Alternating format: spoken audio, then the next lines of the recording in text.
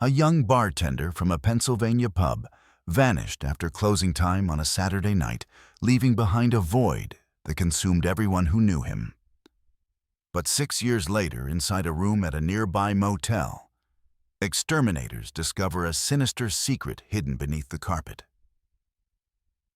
A discovery that would be connected to the missing bartender in the most unexpected way and reveal a nightmare far more twisted than anyone could have imagined. The Pennsylvania countryside blurred past Caleb Bruner's windshield as he navigated the winding roads toward Lancaster. His 2003 Honda Accord had been running for over an hour since he'd left his solitary home outside the county. The engine humming steadily beneath the hood, the November afternoon was crisp and clear, typical for 2005's autumn season. His phone buzzed insistently on the passenger seat. The caller ID showed Detective Marissa Keene's number, a sequence of digits he'd memorized over the past 6 years. He flipped it open with one hand while keeping his eyes on the road. "Detective Keene," he answered, trying to keep the anticipation out of his voice. "Caleb, where are you now?" Her voice was professional, but carried an undertone of urgency that made his pulse quicken. "Just entered Lancaster. I'm about 15 minutes from the station." He slowed as he passed the welcome sign, its painted letters cheerfully declaring Lancaster, heart of Pennsylvania Dutch country, change of plans. "Can you meet me at the Lancaster Pines Motel instead? It's not far from the station, maybe 10 minutes. Take Route 30 east, then turn north on Centerville Road. You'll see it on your right. Can't miss the neon sign, the motel." Caleb's grip tightened on the steering wheel. "What's this about, Detective? I'll explain when you get here." "I'll be waiting at the entrance." The line went dead. Caleb closed the phone and set it back on the seat, his mind racing. It had been 4 years since he'd last seen Detective Keene in person, though they'd spoken on the phone periodically about Ethan's case. His younger brother had vanished 6 years ago, seemingly into thin air, leaving behind only questions and a grief that had hollowed out their family. Following the detective's directions, he found the Lancaster Pines Motel easily enough. It was a typical roadside establishment. 2 stories of faded blue doors facing a cracked parking lot.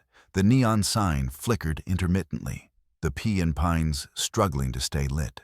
Several police cruisers were parked haphazardly near one of the ground floor units, their presence drawing a crowd of curious onlookers. Caleb parked his Honda away from the commotion and stepped out, scanning for the detective. He spotted her immediately. Marissa Keene hadn't changed much in 4 years. Her auburn hair was pulled back in the same practical ponytail, her navy blazer as crisp as ever. She was speaking with a uniformed officer, but looked up as he approached Caleb, she said, extending her hand. "Thanks for coming so quickly." He shook it, noting the firm grip. "What's going on here? Follow me."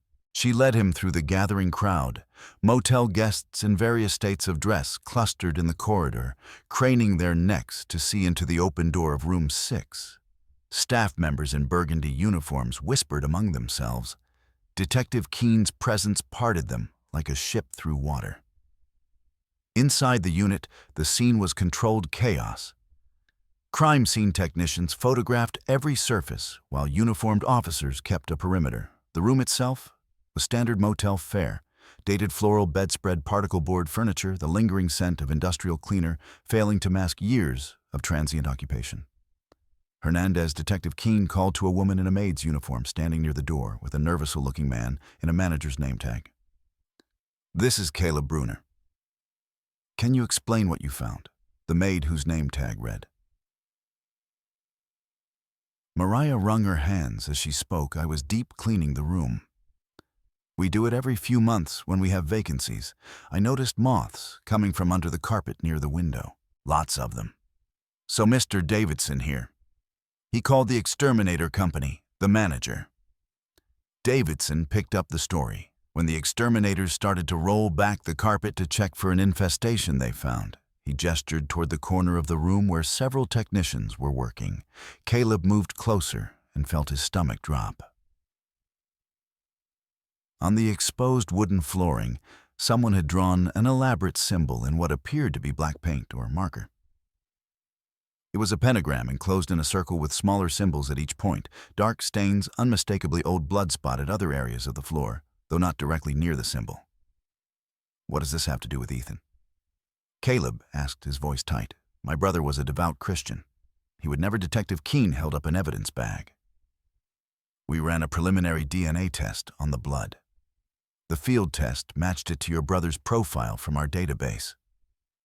We had his DNA on file from personal items, his toothbrush and comb that you provided 6 years ago. Caleb stared at the bag, trying to process this information. The blood is 6 years old, and you're certain the test is accurate. Field tests aren't 100%, but they're reliable enough for us to proceed. She held up another evidence bag, this one containing a black cord with a pendant.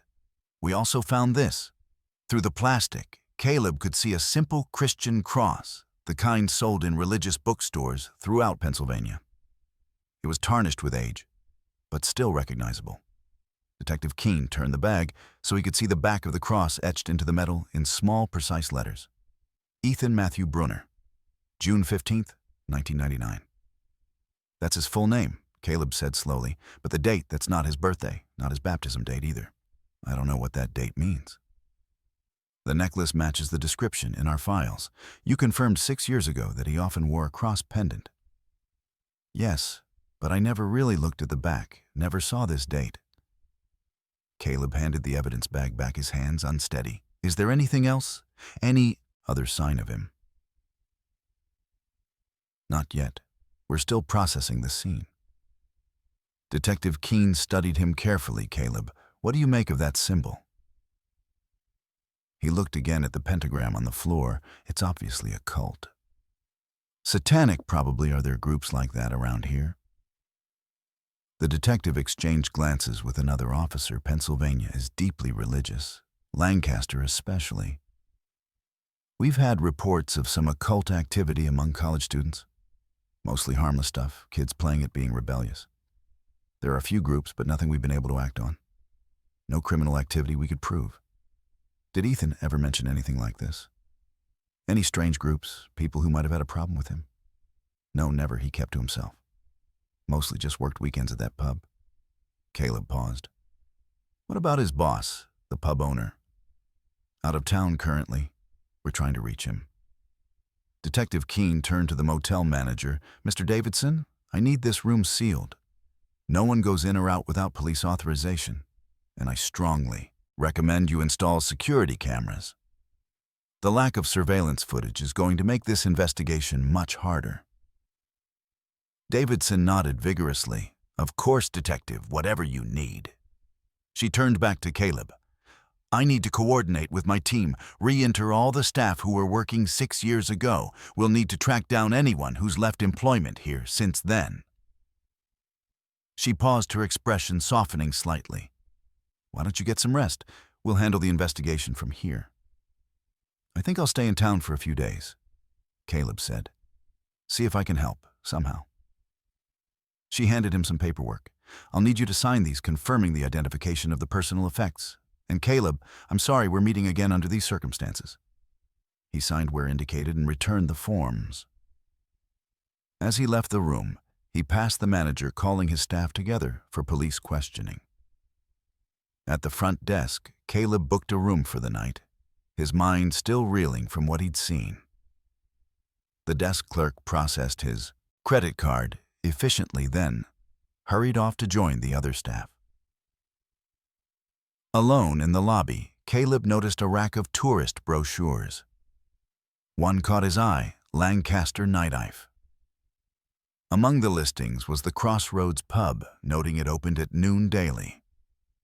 He checked his watch, 2:30 p.m., and the pub where Ethan had worked, where he'd spent his last weekend before disappearing. Caleb pocketed the brochure and headed for his car. The Crossroads pub sat on a corner lot, its weathered brick facade and neon beer signs marking it as a local institution. Caleb pushed through the heavy wooden door, letting his eyes adjust to the dimness inside. The interior was exactly what he'd expected. Dark wood paneling, a long bar with brass fixtures, and the mingled scents of old beer and lemon cleaner. A lone bartender stood behind the bar polishing glasses with mechanical precision. He was a thin man, in his 40s, with graying hair pulled back in a ponytail. He looked up as Caleb approached, setting down his towel. "What'll it be?" the bartender asked Jack and Coke. Caleb said, settling onto a bar stool as the bartender mixed his drink. Caleb studied the man's movements. Efficient practice, the hallmark of someone who had been doing this for years when the glass was set before him. Caleb took a sip before speaking. "Is the owner around today?" The bartender shook his head. "Nah, Mr. Cordell's been out of town for about a week. Business trip or something. Should be back soon, though." He picked up another glass to polish. "Something I can help you with?" "Maybe." Caleb rotated his glass on the bar. "You hear about what's going on at the Lancaster Pines Motel? Police investigation?" The bartender's hands stilled for just a moment before resuming their work. "Heard something about it. Cops found something in one of the rooms." "Did you know Ethan Bruner? He used to work here." Now the bartender sat down the glass entirely, his expression guarded. "Yeah, I knew Ethan. Worked some shifts with him back in the day. Good guy, reliable." His eyes narrowed slightly. "Why are you asking? I'm his brother, Caleb." The bartender's demeanor shifted immediately, a wall coming up behind his eyes. He picked up his towel again, movement suddenly jerky. "Look, I already told the cops everything I knew 6 years ago. If they need to talk to me again, they know where to find me. They'll probably be here tomorrow anyway. I'm not trying to cause trouble." Caleb said, confused by the reaction. "Ethan always spoke well of the people here. Said you were all like family. We were until he disappeared." The bartender's voice was flat, changed everything. Caleb leaned forward. "Can you help me understand this town better? The community, I've heard there might be some unusual groups around, cults, maybe even satanic ones." The bartender's laugh was humorless. "Man, this is a college town. We get all types in here, goths, punks, philosophy majors who think they're edgy. Nothing wrong with any of them, far as I can see." He moved down the bar, creating distance. "They drink, they pay, they don't cause trouble. That's all I care about, but have you noticed any actual organized groups? Anyone who might have had a problem with Ethan? I serve drinks, I don't get involved in people's business." The door chimed as new customers entered. 2 college students, a young man and woman, both dressed in black jeans and band t-shirts. They approached the bar, pulling out their IDs before the bartender could ask. He checked them carefully, then poured 2 draft beers. Caleb finished his Jack and Coke, pulling out his wallet. He laid a 20 on the bar, enough to cover the drink and a decent tip. As he stood to leave, the bartender suddenly spoke. "Look, I didn't mean to be rude. Just trying to be careful about what I say. The owner, Mr. Cordell. He knew your brother better than any of us. When he gets back, he might be able to tell you more." The bartender glanced at Caleb, then away. "But if you really want to know about Ethan, you might try his church. He went every Sunday morning, regular as clockwork. Which church? Don't know exactly which one he attended, but there's a big Protestant church. Over on King Street, Lancaster. Community Presbyterian, most locals go there." He paused. "Your brother was serious about his faith." "Real serious, thank you," Caleb said sincerely. He glanced at the college students who were deep in conversation over their beers. Both wore unusual rings on their right hands. Silver bands with what looked like some kind of design he couldn't quite make out from this distance. Probably some band logo or fashion trend he was too old to understand. He left an extra 5 on the bar and headed for the door, the afternoon sunlight harsh after the pub's darkness. Caleb climbed back into his Honda and pulled out his Garmin GPS unit, typing in Lancaster Community Presbyterian with a stylus. The device calculated for a moment before displaying the route, only a 10-minute drive through the historic district. He pulled out of the pub's parking lot and followed the electronic voice's directions through Lancaster's tree-lined streets. The church came into view as he turned onto King Street, its white steeple rising above the surrounding buildings like a beacon. But it was the activity across the street that first caught his attention. Franklin and Marshall College students had set up what appeared to be some kind of fair or recruitment event in the park opposite the church. Colorful banners fluttered between temporary stalls, and students in matching black t-shirts moved between the tables. He recognized the same style of clothing the two students in the bar had worn. Caleb parked along the curb and walked toward the church, deliberately ignoring the student gathering.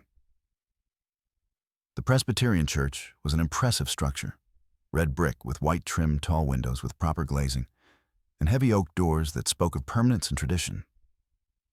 He pulled open one of the doors and stepped into the narthex.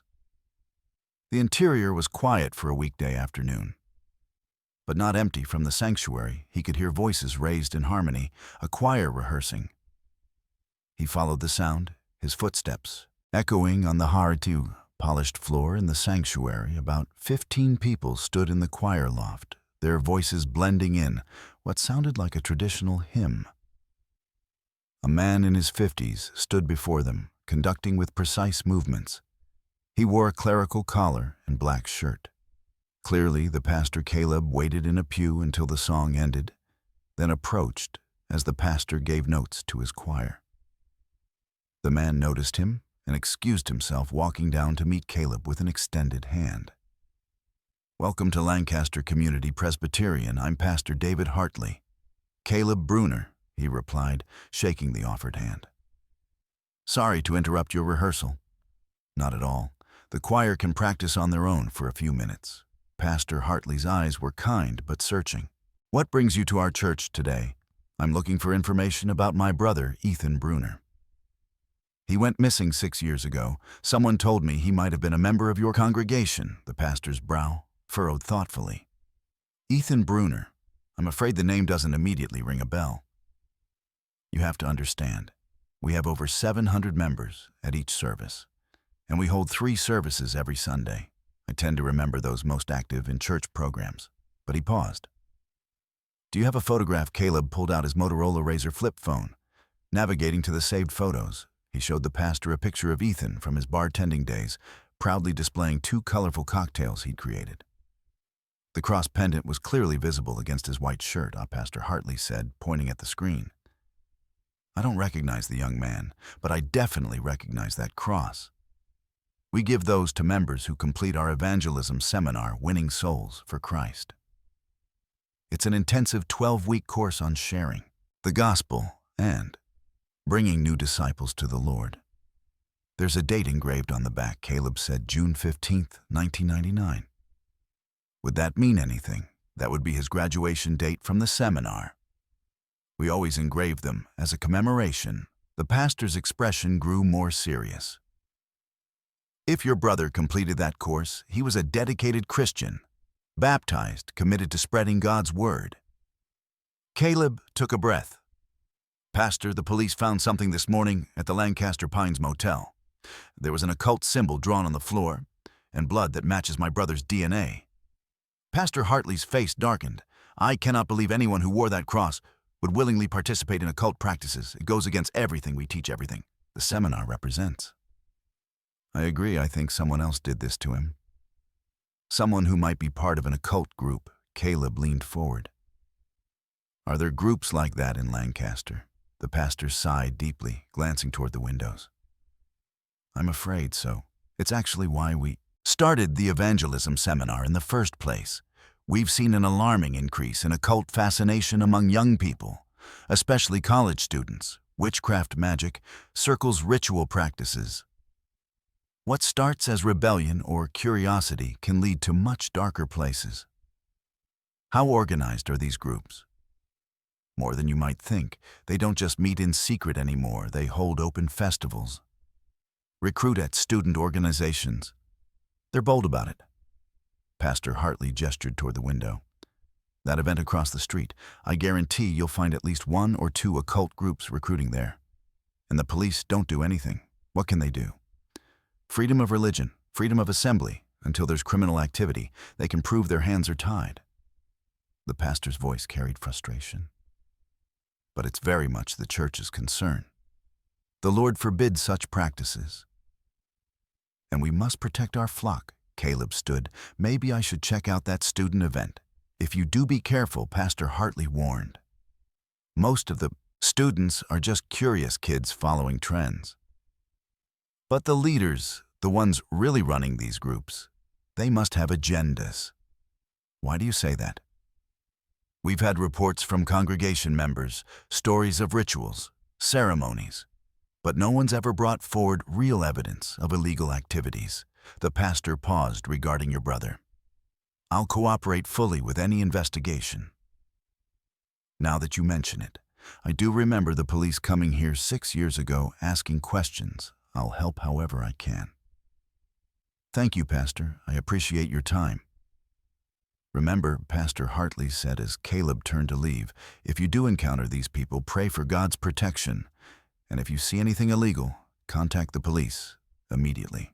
Caleb nodded, shook the pastor's hand again, and walked back through the sanctuary. The choir had resumed their rehearsal, their voices following him out into the afternoon sun. Outside Lancaster Community Presbyterian, the afternoon sun cast long shadows across King Street. The student event in the park was clearly winding down.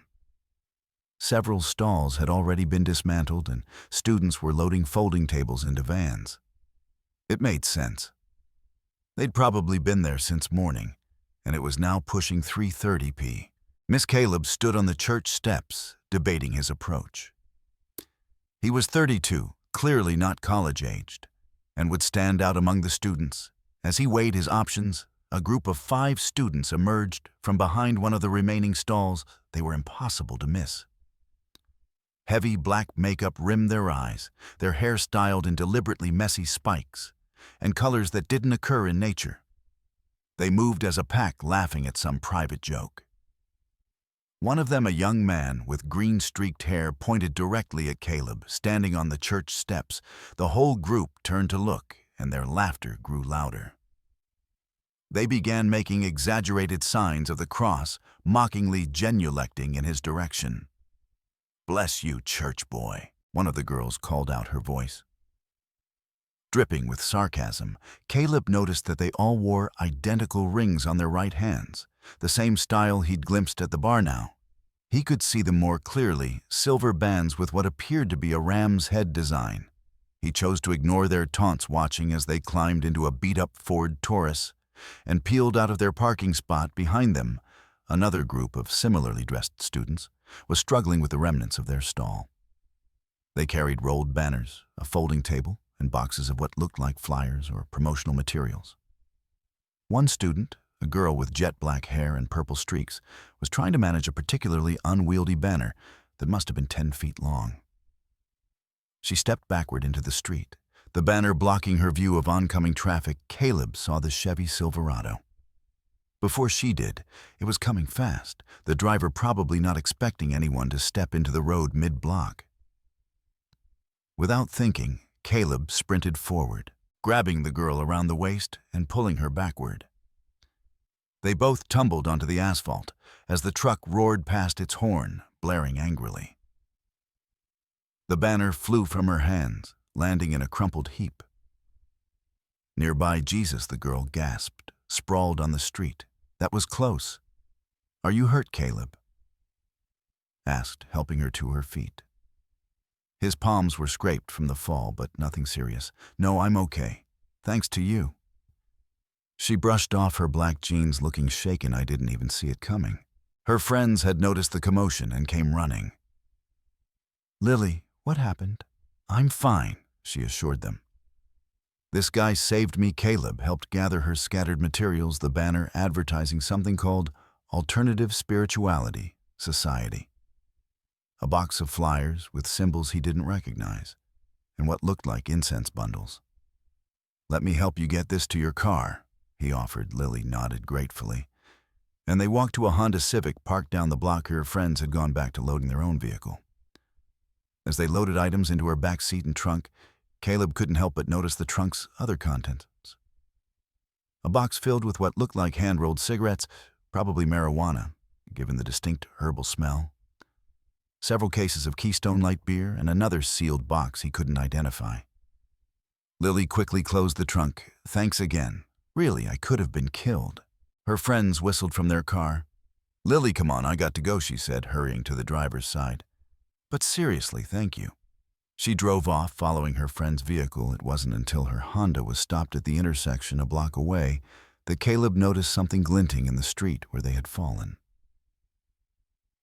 He waited for a break in traffic, then retrieved it.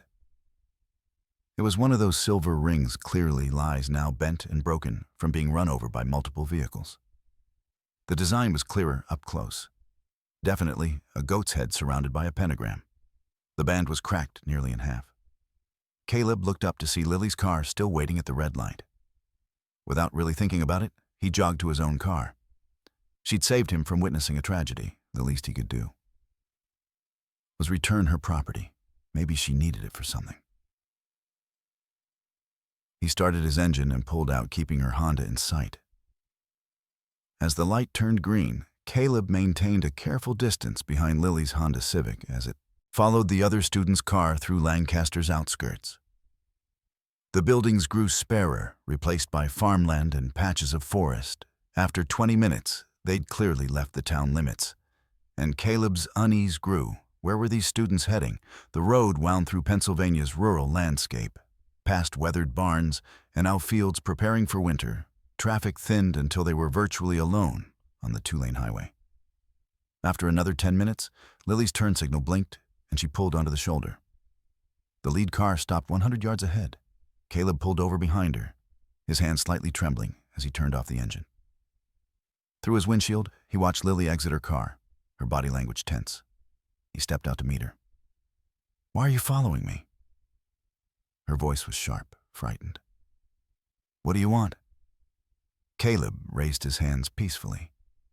"I'm sorry, I didn't mean to scare you. You dropped this back there."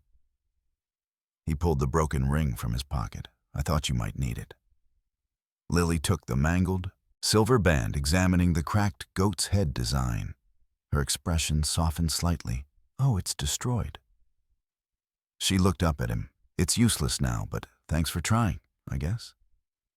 She turned back toward her car, but Caleb called after her. "Wait, where are you guys heading?" "This is pretty far from Lancaster. That's none of your business." Her guard was back up. "We're just going on a road trip, college stuff." The other car's doors opened, and 3 students approached. 2 guys and a girl, all wearing the same dark clothing and silver rings. One of the males, tall with a shaved head, stepped protectively near Lily. "This guy bothering you, Lil? No, it's fine. He was just returning my ring, the one that got crushed when he saved me." The tall student looked Caleb up and down. "Okay, well, you did your good deed. Now stop following us, or we'll call the cops. Got it?" "Sure, no problem," Caleb said, backing toward his car. "Just wanted to return her property. I'll head back to town now." He got into his Honda, watching as the group walked back to their vehicles. But with his window cracked, their voices carried on the quiet country air. "Damn Lily, father's gonna be pissed when he sees you broke your ring," the tall one said, laughing. "Screw it." Another voice chimed in. "We'll still get to party with those Jesus freaks tonight. It's going to be lit." They all laughed, and one of them made a crude gesture that made Caleb's stomach turn. The casual mention of Christians, combined with the occult rings and the supplies he'd seen in Lily's trunk, set off every alarm in his head. He started his engine and pulled a U-turn, driving back toward Lancaster for about a 4-mile before pulling into a farm's access road.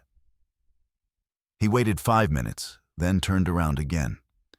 If these students were planning something involving Christians, and given what had been found at the motel, he couldn't just drive away. Keeping his distance, he spotted their cars ahead and followed at a gap of nearly half a mile. The route took them north, then west, following increasingly remote roads. Signs indicated they were heading toward Perry County. After an hour of driving, they entered the Tuscarora State Forest. The forest road was narrow, canopied by tall pines that blocked out much of the late afternoon sun. It was past 5:00 p.m. now, and shadows lengthened between the trees. Caleb hung back even further, catching only glimpses of the cars ahead on the winding road. After another 40 minutes of careful pursuit, he saw brake lights through the trees. The cars had turned onto an even smaller dirt road. Caleb slowed, then followed his Honda suspension, protesting the rooted surface. Through the forest, he glimpsed a structure, an old barn. Its red paint faded to brown. Sitting in a clearing, he pulled off the dirt road about 200 yards from the barn, parking behind a thick stand of pines. From here, he could see the students unloading their vehicles. They carried the cases of beer, the boxes, and other supplies toward the barn's entrance, once they'd all gone inside and the heavy door slid shut. Caleb crept closer. Using the tree-in for cover, he approached until he could see through one of the barn's few windows. The interior was dark, except for flickering candlelight. Shadowy figures moved about, and he could make out what looked like robes being pulled on over street clothes. Caleb checked his phone. 2 bars of signal. Not great, but enough for emergency calls. He settled behind a large oak tree to watch, wondering if he was overreacting. Maybe this was just some harmless college party. A bunch of kids playing at being occultists. They all looked over 21. The beer was legal. He was about to head back to his car when a scream pierced the forest. Quiet. It wasn't a party scream or a laugh. It was pure agony, raw and desperate. Caleb's blood went cold. He fumbled for his phone, punching in 911. Another scream echoed from the barn as the call connected.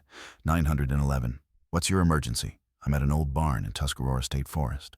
Off Route 274, I heard screaming.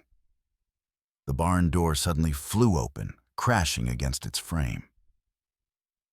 A figure burst out, a naked man pale in the dying light, running with desperate lurching strides toward the forest. Caleb dropped his phone, pressing himself against the tree. The man stumbled closer, and Caleb's heart nearly stopped. Even from 30 yards away, even after 6 years, he knew that gait, that build Ethan. He whispered. Robed figures emerged from the barn, but they moved without urgency, spreading out in a casual search pattern. They seemed confident their quarry wouldn't get far. Caleb darted between trees, intercepting his brother's path. "Ethan!" he hissed. His brother spun wildly, eyes wide with terror, searching for the voice's source. "It's me, Caleb, your brother." He stepped into view and their eyes met. Recognition dawned in Ethan's haunted face. "Caleb, what are you?" No, you can't be here. It's dangerous. You have to leave. I'm not leaving you." Caleb shrugged off his jacket, wrapping it around his brother's trembling shoulders. That's when he saw Ethan's hands, or what remained of them. All 10 fingers were gone, leaving scarred stumps. His feet were the same toes, amputated. "Dear God, Ethan, what did they devils, Ethan?" Sobbed, "They torture us. They'll kill us slowly. They took my fingers and toes one by one. Every time I tried to escape, I don't have any left. So God knows what they'll take next." Rustling leaves announced the search party's approach. Caleb grabbed his brother's arm, trying to guide him deeper into the forest, but the robed students had already flanked them. Strong hands seized both brothers, dragging them back toward the barn. "Let us go." Caleb shouted. "What you're doing here is illegal. I called the police." One student pulled back his hood, the tall one from earlier. "Hey, Father, this one came out of the church earlier. He must be Christian, too." A figure in a more elaborate robe stepped forward, his face hidden in shadow. When he spoke, his voice carried a slight accent Caleb couldn't place. "Excellent Lucifer has blessed us with another lamb." He gestured to his followers. "Bring them inside. Prepare the crosses. You're insane." Caleb struggled against the hands holding him. The leader stepped closer, his breath reeking of alcohol and something chemical. "Your Bible says that whoever follows Christ must walk as he walked. That means suffering. That means crucifixion. We're simply helping you fulfill your own scripture." He turned to address his followers. "Prepare the inverted cross for our wayward Ethan.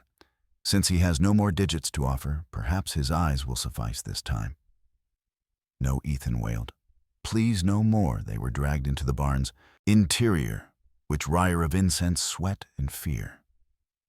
By candlelight, Caleb could see crude symbols painted on the walls and several wooden crosses leaning against the far wall.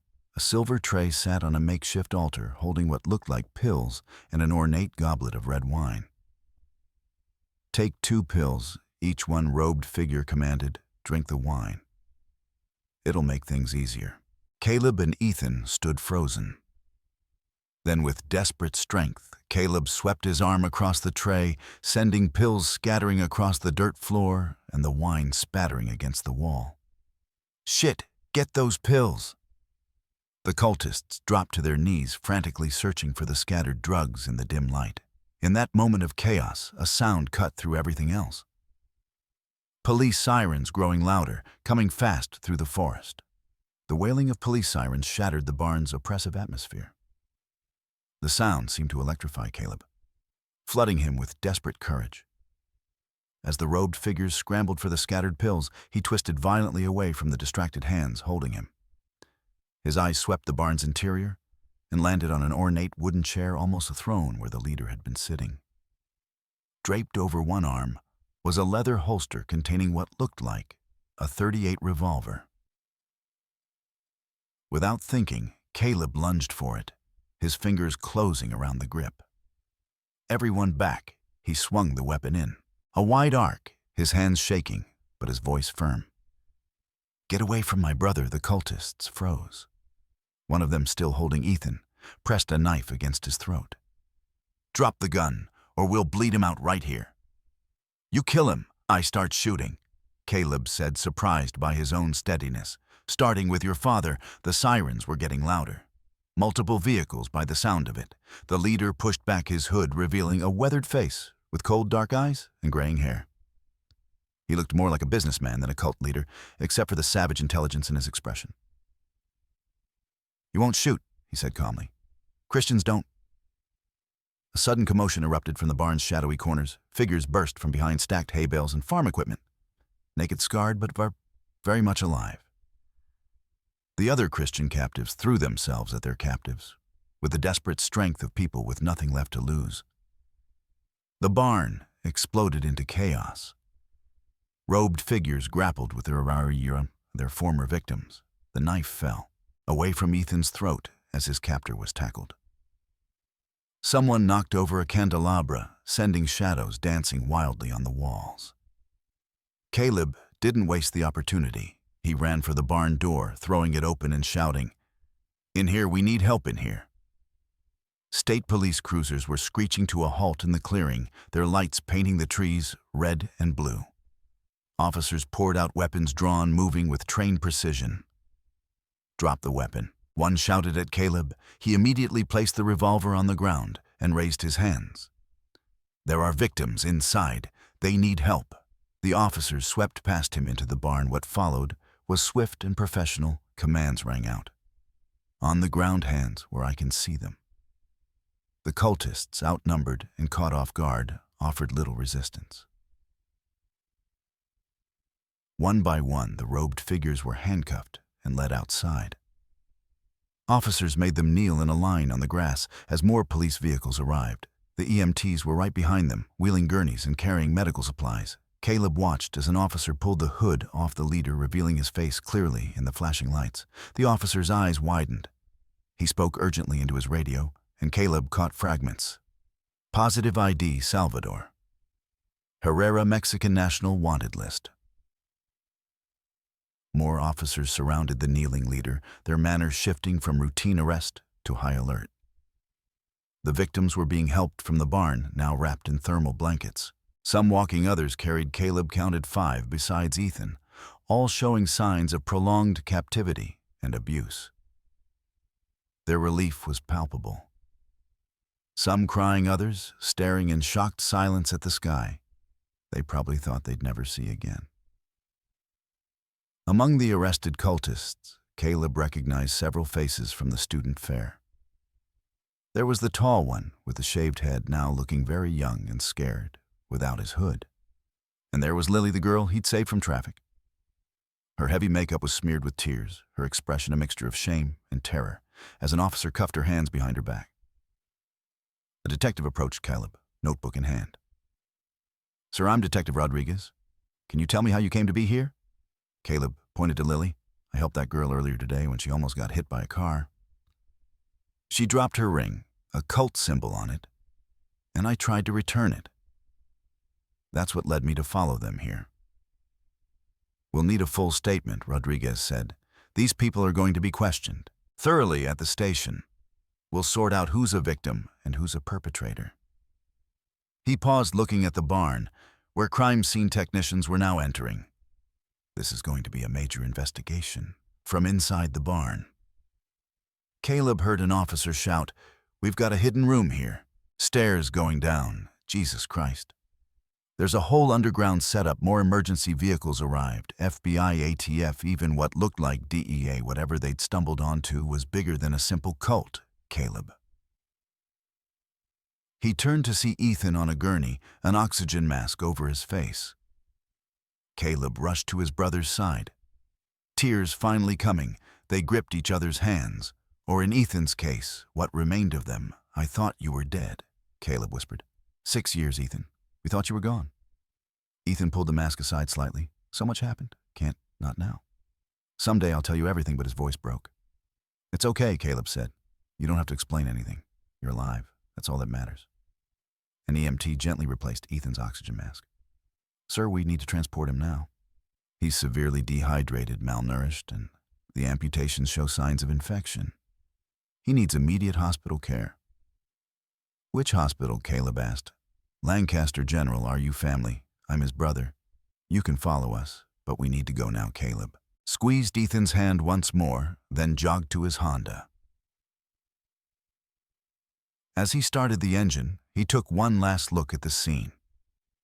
Police cars everywhere, cultists being loaded into vans, forensic teams setting up floodlights. In the strobing lights, the old barn looked like something from a nightmare. He pulled out behind the ambulance, following the flashing lights back through the darkening forest, toward Lancaster and whatever came next. The Lancaster General Hospital emergency room was a controlled frenzy of activity. Medical staff rushed between curtained areas where the rescued victims were being treated. Caleb found himself in the waiting room, suddenly exhausted as the adrenaline drained from his system. The institutional chairs and fluorescent lighting felt surreal after the nightmare. In the barn. He needed to tell someone. Someone who would understand the spiritual magnitude of what had happened. Walking to the nurse's station, he asked the desk clerk, "Could I get the phone number for Lancaster Community Presbyterian Church? I need to contact the pastor." The clerk consulted a laminated sheet of local religious contacts and wrote the number on a post-it note. Caleb used the courtesy phone in the corner, dialing with trembling fingers, Lancaster Presbyterian. "How may I help you? This is Caleb Bruner. And I spoke with Pastor Hartley this afternoon. Is he available? It's urgent. One moment, please." The pastor's voice came on the line. "Caleb, what's happened?" "They found him. Ethan's alive. We're at Lancaster General." The words tumbled out as he explained the rescue, the cult, everything. "Dear Lord," Pastor Hartley breathed, "I'm coming right now. Tell Ethan we're praying for him." Caleb had barely hung up when he spotted Detective Keene entering the ER with another officer. She saw him and approached Caleb. "We need to take your statement." "There's a family conference room we can use." He followed them to a small room with a round table and box of tissues prominently displayed. Clearly a space designed for difficult conversations. Detective Keene activated a small tape recorder, while her partner took notes. For the next 40 minutes, Caleb recounted everything from leaving the church to the moment police arrived at the barn. The detectives interrupted occasionally for clarification, but mostly let him talk. When he finished, Detective Keene leaned back. "The students are talking. Most are terrified college kids who got in way over their heads. But we've uncovered something much bigger." The leader, Caleb asked, "Salvador Herrera, Mexican national, wanted by the DEA for 18 years. He's been running drug operations across the Northeast." But this, she shook her head. "This is new. He created a cult to move product-supplied drugs to his inner circle, what he called the faithful. In exchange for recruiting new members, new recruits had to buy drugs for rituals to prove loyalty. It was a self-sustaining market. and the Christian victims that developed later, some members held genuine anti-Christian beliefs, saw it as serving Satan by making Christians suffer. Herrera encouraged it, kept them. Distracted from his real business, she consulted her notes. According to Bryce Hasuit, one of the students we arrested, your brother, was specifically targeted. Why Ethan? He converted one of their former leaders to Christianity. Travis Cordell, the bar owner where Ethan worked. Cordell left, the cult became a Christian, and they blamed Ethan. It was revenge. Caleb felt sick. Travis Cordell was part of the cult, but if he's been free all this time, why didn't he say anything? Years ago, he's back with the cult.